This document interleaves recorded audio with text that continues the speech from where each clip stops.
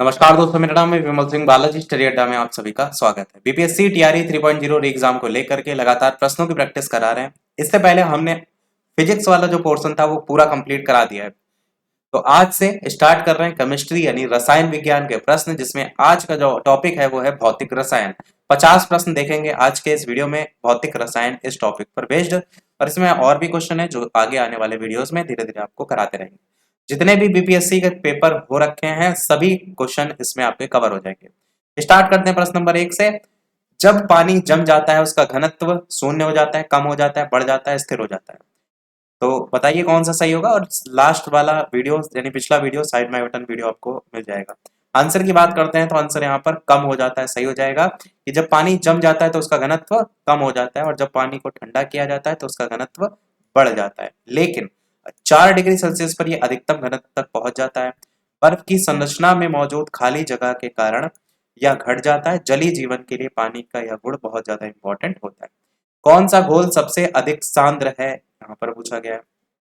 2 ml घोल में 2.6 ग्राम विलय, 10 ml घोल में 6 ग्राम विलय, 50 ml घोल में 20.5 ग्राम विलय, या 120 ml घोल में 0.0 ग्राम विलय। आंसर हो जाएगा पहला यानी 2 ml घोल में 2.6 ग्राम विलय सबसे अधिक सांद्र है। अगला इनमें से कौन सा एक रेडियोधर्मी तत्व के द्वारा उत्सर्जित धनात्मक रूप से आवेशित कण है। कैथोड किरण है, बीटा किरण है, अल्फा किरण है, कौन सा इनमें से जो है वो सही होगा। आंसर की बात करते हैं तो इनमें से आंसर आपका हो जाएगा सी यानी अल्फा किरण। देखेंगे तो क्वेश्चन बीपीएससी प्री में आया हुआ है।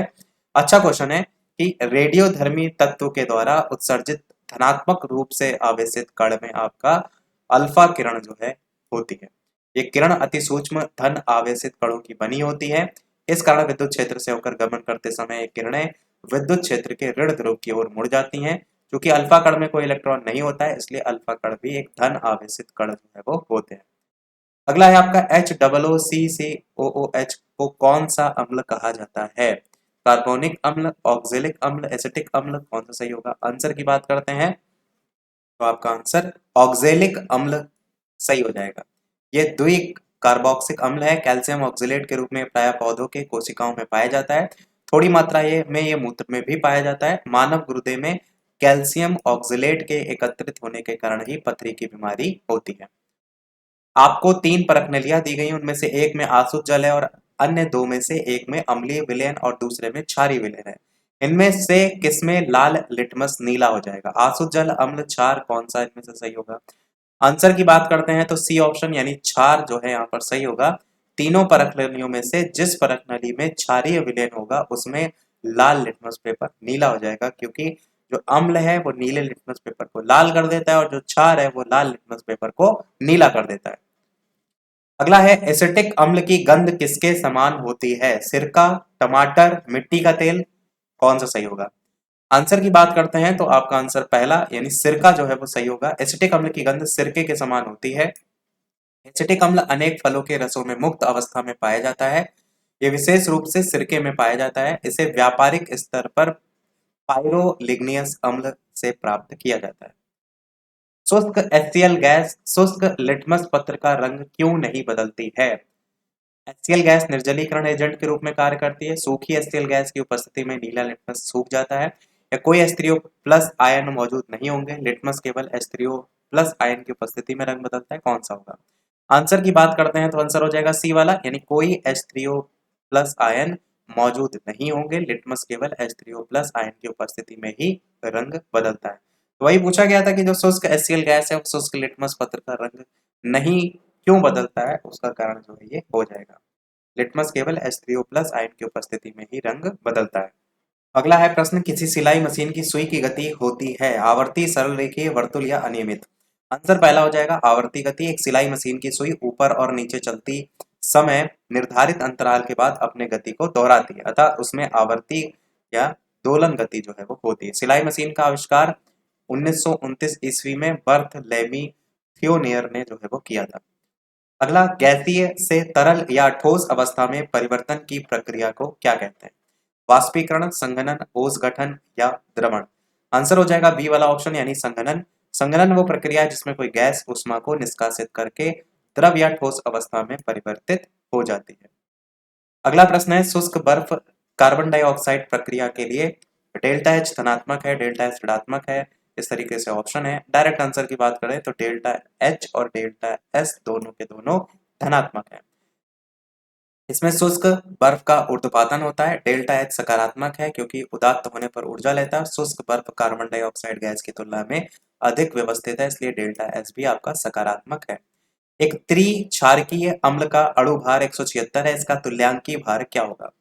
सी ऑप्शन 58.66 निकल के आएगा। कैसे? तुल्यांकीय भार बराबर होता है यौगिक का अणु भार बटे संयोजकता।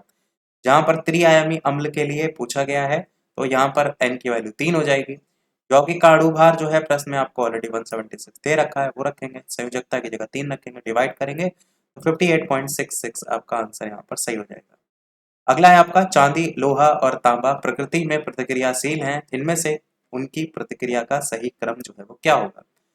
इस तरीके से ऑप्शन दिए गए। आंसर की बात करते हैं, इनमें से कोई नहीं, इनमें से एक से अधिक हो जाएगा। धातुओं की अभिक्रियाशीलता श्रृंखला के आधार पर चांदी, तांबा और लोहा, इनकी अभिक्रियाशीलता का बढ़ता क्रम क्या हो जाएगा? चांदी, तांबा और लोहा की प्रश्न में अभिक्रियाशीलता के बढ़ते या घटते क्रम का उल्लेख नहीं किया गया है, इसलिए आंसर इनमें से कोई नहीं आपका होगा। केवल उनका सही क्रम बात किया गया है, ये नहीं कहा गया कि बढ़ते या घटते क्रम में। तो आप यहाँ पर दोनों देख लीजिएगा। बढ़ता क्रम क्या हो जाएगा? चांदी, तांबा, लोहा। एक तत्व के समस्थानिक अलग अलग होते हैं, प्रोटॉनों की संख्या में, द्रव्यमान संख्या में, इलेक्ट्रॉन की संख्या में, परमाणु संख्या में। आंसर कौन सा होगा? आंसर बी वाला हो जाएगा कि ऐसे तत्व जिनका परमाणु क्रमांक समान हो परंतु द्रव्यमान संख्या भिन्न भिन्न होती, उसे कहते हैं समस्थानिक।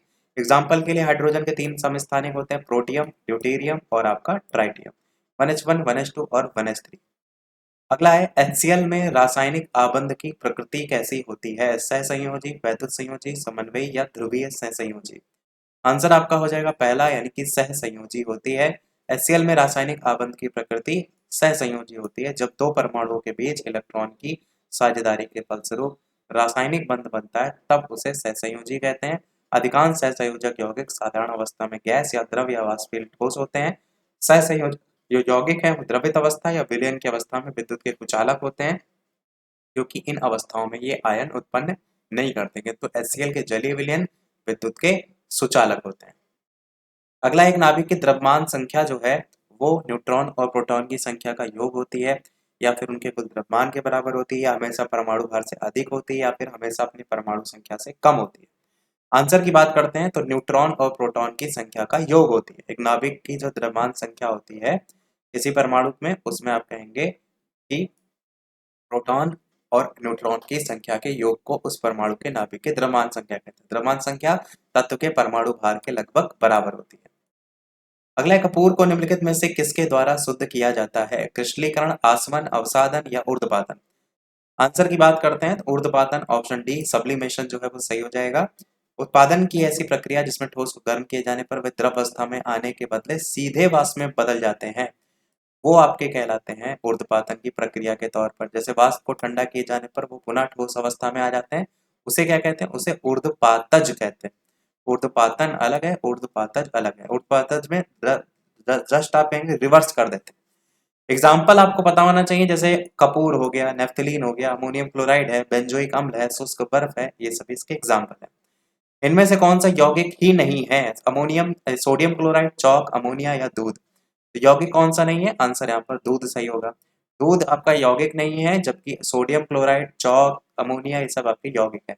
दूध क्या है? दूध एक अपारदर्शी श्वेत द्रव है जो कि स्तनधारी मादाओं के स्तन ग्रंथियों द्वारा बनाया जाता है। दूध एक ऐसा कोलाइड है जिसमें पानी में वसा के कण घुल जाते हैं, घुले होते हैं, और साथ ही साथ कार्बोहाइड्रेट, प्रोटीन, विटामिन और खनिज भी आपके इसमें घुले होते हैं। गैल्वेनाइजेशन जो है वो होता है लोहे पर एल्यूमिनियम का निक्षेप, लोहे पर तांबे का, टिन का या जस्ते का। तो कई बार बता चुके हैं लोहे पर जस्ते का निक्षेप, ये तो आप गलत नहीं करेंगे। गैल्वेनाइजेशन वो प्रक्रिया जिसके द्वारा लौह धातु पर जस्ते को लेपित किया जाता है। क्षरण से रोकता है, मेन वही बात यहाँ पर लिखी है। अगला है लौह पात्र को गैल्वेनाइज या परत चढ़ाना करने हेतु प्रयुक्त किया जाता है। क्रोमियम, जस्ता, निकल या एल्यूमिनियम? तो जस्ता हो जाएगा। गैल्वेनाइट लोहे के पाइप पर परत किसकी होती है? जस्ते की, पारे की, लेड की या क्रोमियम की? आंसर यहाँ पर जस्ता हो जाएगा। सीओ समूह का आबंध क्रम जो है वो क्या होता है? 1, 2.5, 3.5 या 3? तो आंसर यहाँ पर 3 जो है वो हो जाएगा। जल में कार्बन डाइऑक्साइड प्रवाहित करने पर बना सोडा वाटर एक ऑक्सीकारक है, क्षारीय प्रकृति का है, अम्लीय प्रकृति का या एक अपचायक है। आंसर हो जाएगा ऑप्शन की एक अम्लीय प्रकृति का ये है। जल में कार्बन डाइऑक्साइड प्रवाहित करने पर बना सोडा वाटर अम्लीय प्रकृति का होता है, इसलिए ये आपका ऑप्शन हो जाएगा। अगला है आपका रेत और नेफ्थलीन के मिश्रण को किसके द्वारा अलग किया जा सकता है? ऊर्ध्वपातन, सब्लिमेशन, आसवन, डिस्टिलेशन, क्रोमेटोग्राफी, आंशिक आसवन, इस तरीके से ऑप्शन है।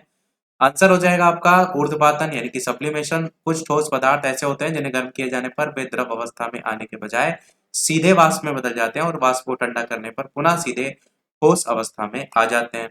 ऐसे पदार्थों को कहते हैं ऊर्ध्वपातज और इस प्रक्रिया को कहते हैं ऊर्ध्वपातन। एग्जाम्पल बता ही दिए थे मैंने, कपूर, नेफ्थलीन, अमोनिया क्लोराइड आदि पदार्थ। रेत और नेफ्थलीन के मिश्रण को ऊर्ध्वपातन के द्वारा अलग किया जा सकता है। ठोस कपूर से कपूर वाष्प बनाने की प्रक्रिया को क्या कहते हैं? वाष्पीकरण, हिमीकरण, पिघलना या ऊर्ध्वपातन? तो कपूर से कपूर वाष्प बनाने की प्रक्रिया को ऊर्ध्वपातन, सब्लिमेशन जो है वो कहते हैं। अगला है प्रश्न, नाभिकीय विखंडन किसके संघात के कारण होता है? प्रोटॉन, इलेक्ट्रॉन, न्यूट्रॉन या दोनों? आंसर हो जाएगा आपका न्यूट्रॉन। नाभिकीय विखंडन मंद गति के न्यूट्रॉन के संघात के कारण होता है। इसमें जब किसी भारी नाभिक जैसे यूरेनियम पर न्यूट्रॉन की बमबारी कराई जाती है तो ये लगभग समान आकार के दो हल्के नाभिकों में टूट जाता है और बहुत अधिक ऊर्जा और 3 नए न्यूट्रॉन मुक्त होते हैं। ये उत्सर्जित न्यूट्रॉन यूरेनियम के अन्य नाभिक जो है उनको विखंडित करते हैं और इस प्रकार नाभिकीय विखंडन की एक श्रृंखला बन जाती है और अत्यधिक ऊर्जा मुक्त होती है। नाभिकीय विखंडन किसके संघात के कारण? तो आप कहेंगे न्यूट्रॉन। अगला है आपका प्रश्न कि वायु जो है आपका एक क्या है? यौगिक है, तत्व है, मिश्रण है या विद्युत अपघट्य है? आधे क्वेश्चन करा चुके हैं अब तक। वीडियो लाइक, शेयर, चैनल पर नए हो तो सब्सक्राइब करके भी अवश्य जुड़ जाइएगा ताकि आगे भी नोटिफिकेशन वीडियो के पहुंचते रहें। लाइक का टारगेट 400 लाइक का है, जल्दी से कंप्लीट कर दीजिएगा। पीडीएफ टेलीग्राम चैनल पर आपको प्रोवाइड करा दी जाएगी और इससे पहले जो भेज चुके हैं वो आप डाउनलोड कर लीजिएगा। आंसर की बात करते हैं तो वायु आपका क्या है? वायु आपका एक मिश्रण है। वायु में विभिन्न गैसें समानुपातिक ना होकर के भिन्न भिन्न मात्रा में होती है, इसीलिए इसे यौगिक के बजाय मिश्रण जो है वो कहा जाएगा। अगला है कि किसी परमाणु नाभिक का आइसोटोप वह नाभिक है जिसमें न्यूट्रॉनों की संख्या वही होती है परंतु प्रोटॉनों की संख्या भिन्न होती है, या प्रोटॉनों की संख्या वही होती है परंतु न्यूट्रॉनों की संख्या भिन्न होती है, या प्रोटॉन और न्यूट्रॉन दोनों की संख्या वही होती है परंतु इलेक्ट्रॉनों की संख्या भिन्न होती है, या प्रोटॉन और न्यूट्रॉन दोनों की संख्या भिन्न होती है। आंसर हो जाएगा आपका बी वाला, यानी प्रोटॉन की संख्या वही होती है परंतु न्यूट्रॉनों की संख्या भिन्न होती है। किसी भी तत्व के आइसोटोप के परमाणु नाभिक में न्यूट्रॉन की संख्या भिन्न होती है और प्रोटॉन की संख्या समान होती है। अगला है रसायन उद्योग में कौन सा तेजाब मूल रासायनिक माना जाता है? H2CO, HNO3, H2SO4 या HCl? आंसर कौन सा होगा? आंसर आपका H2SO4 सही होगा। रसायन उद्योग में H2SO4 मूल रासायनिक तेजाब माना जाता है। यह आपका सल्फ्यूरिक अम्ल है। इसका यूज किया जाता है पेट्रोलियम के शोधन में, कई प्रकार के विस्फोटक बनाने में, रंग और औषधियां बनाने में, सीसा संचायक बैटरियों में। HNO3 आपका नाइट्रिक अम्ल है और औषधियां, उर्वरक, फोटोग्राफी आदि में भी इसका यूज होता है। HCl जो है वो आपका हाइड्रोक्लोरिक एसिड है। इसका यूज कहाँ होता है? क्लोरीन बनाने में, अम्लराज बनाने में।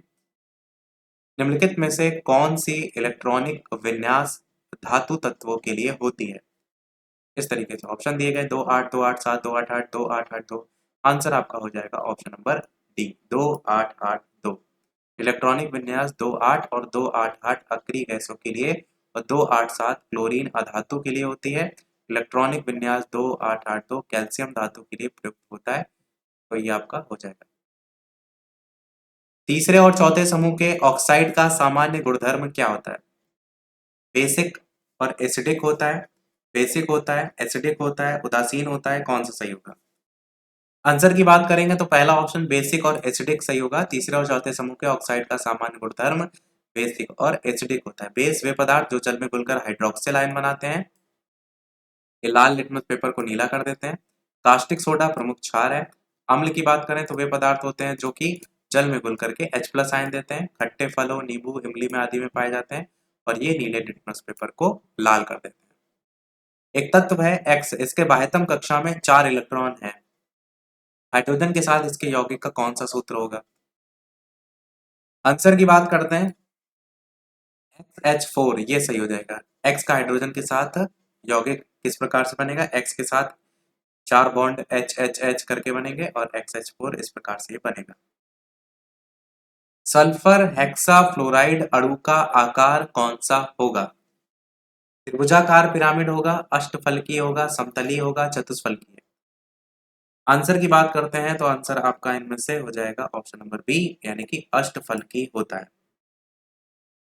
सल्फर हेक्साक्लोराइड अणु का आकार अष्टफलकीय होता है। ये कार्बनिक, अकार्बनिक गैस, रंगहीन, गंधहीन और अज्वलनशील होते हैं।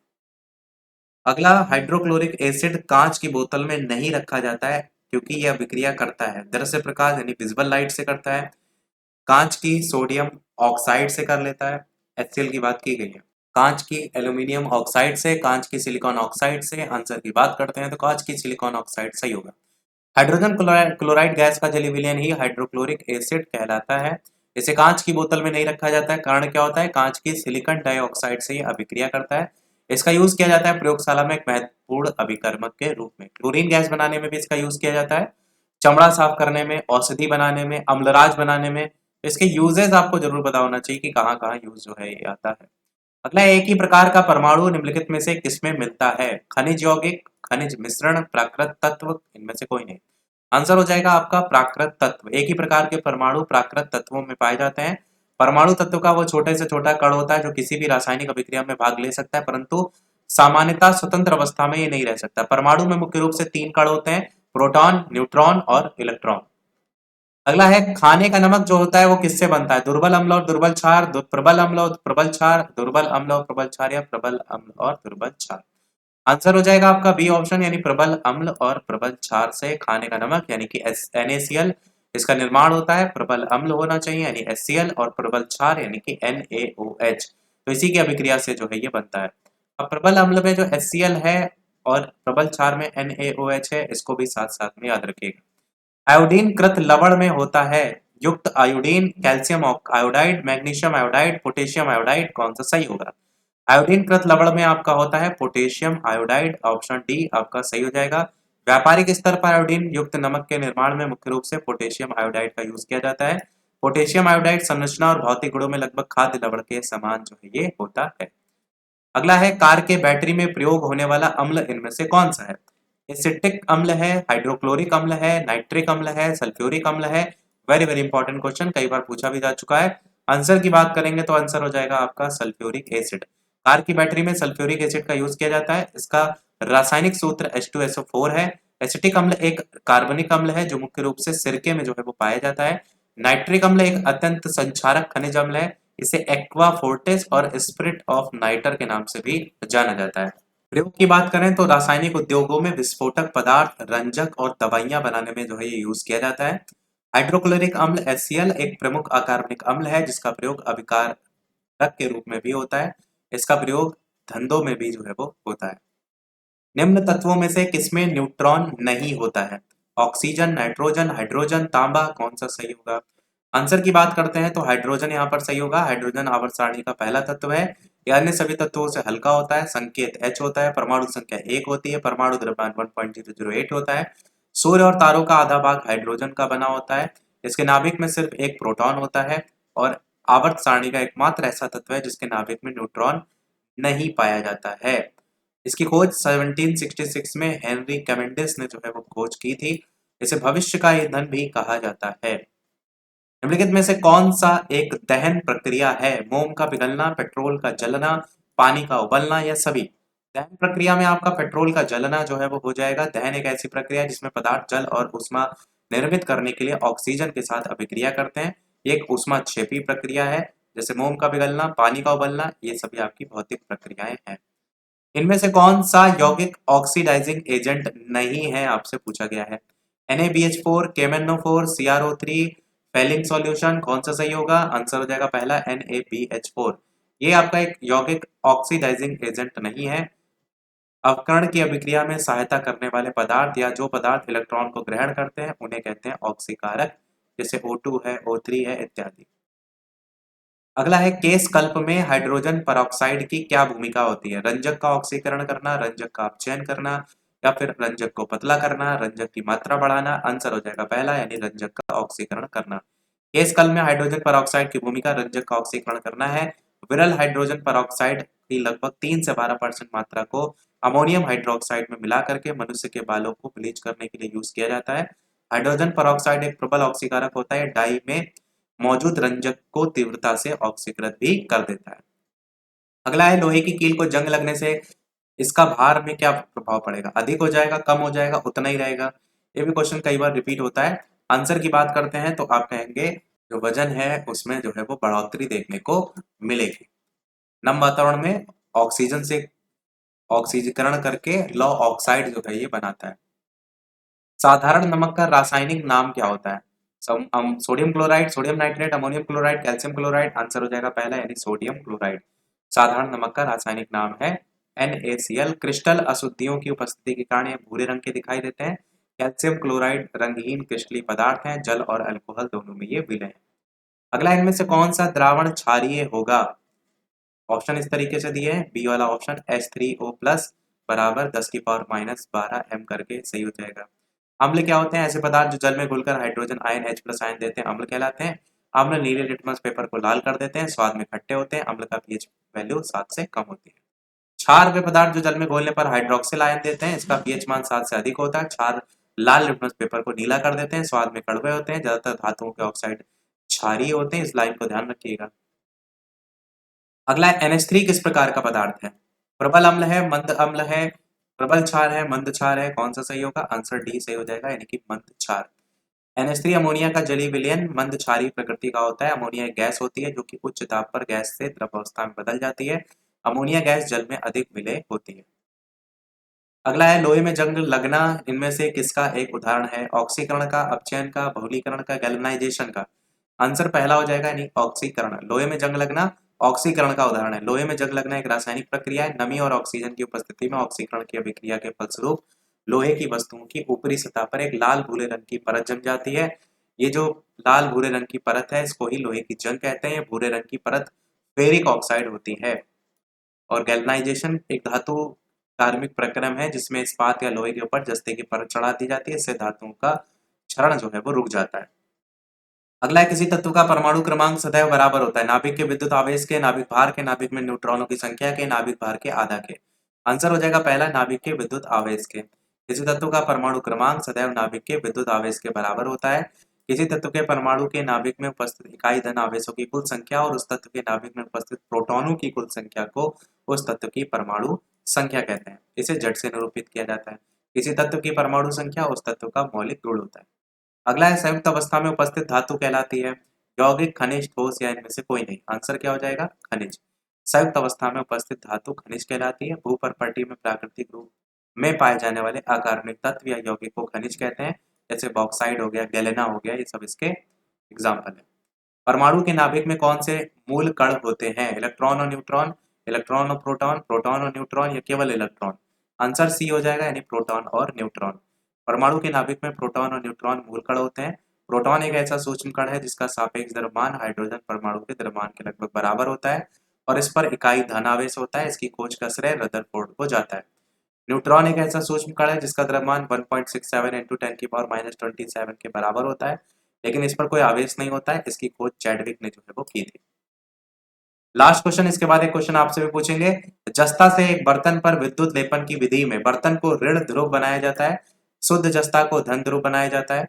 बर्तन को ऋण ध्रुव और शुद्ध जस्ता को धन ध्रुव बनाया जाता है, या फिर बर्तन को धन ध्रुव और जस्ता को ऋण ध्रुव। आंसर सी ऑप्शन सही होगा, यानी बर्तन को ऋण ध्रुव और शुद्ध जो जस्ता है उसको धन ध्रुव जो है वो बनाया जाता है। जस्ता के एक बर्तन पर विद्युत लेपन की प्रक्रिया में बर्तन को ऋण ध्रुव, शुद्ध जस्ता को धन ध्रुव बनाया जाता है, जिसमें बर्तन पर जस्ते की परत को आसानी से चढ़ाया जा सके। जिंक ब्लेंड, फ्रैंकलिनाइट, कैलेमाइन, जिंकाइट आदि जस्ते के प्रमुख अयस्क हैं। अब एक प्रश्न आपके लिए, जैसा कि सभी वीडियो में हम आपसे एक नए प्रश्न पूछते हैं। इसके अलावा जो भी चैनल पर नए हो, वीडियो लाइक, शेयर, सब्सक्राइब अवश्य करते रहिएगा। कोई प्रश्न हो कमेंट में पूछ लीजिएगा, कोई सुझाव अवश्य बताइएगा। ये प्रश्न आपके लिए है कि फलों को जबरदस्ती पकाने के लिए इनमें से किस गैस का यूज किया जाता है? इथेन का, एथिलीन का, मेथिलीन का, इनमें से एक से अधिक या इनमें से कोई नहीं। क्वेश्चन देखेंगे तो बीपीएससी स्कूल टीचर 2023 पेपर 3 यानी कि जूनियर पेपर में, यानी 6 से 8 के लेवल पर यह क्वेश्चन पूछा गया था। तो अपना आंसर वीडियो के मेन कमेंट में बताइएगा। आज के वीडियो में इतना ही रखते हैं, मिलते हैं अगले वीडियो में कुछ नए प्रश्नों के साथ, नए टॉपिक के साथ। तब तक के लिए सभी को नमस्कार, जय हिंद।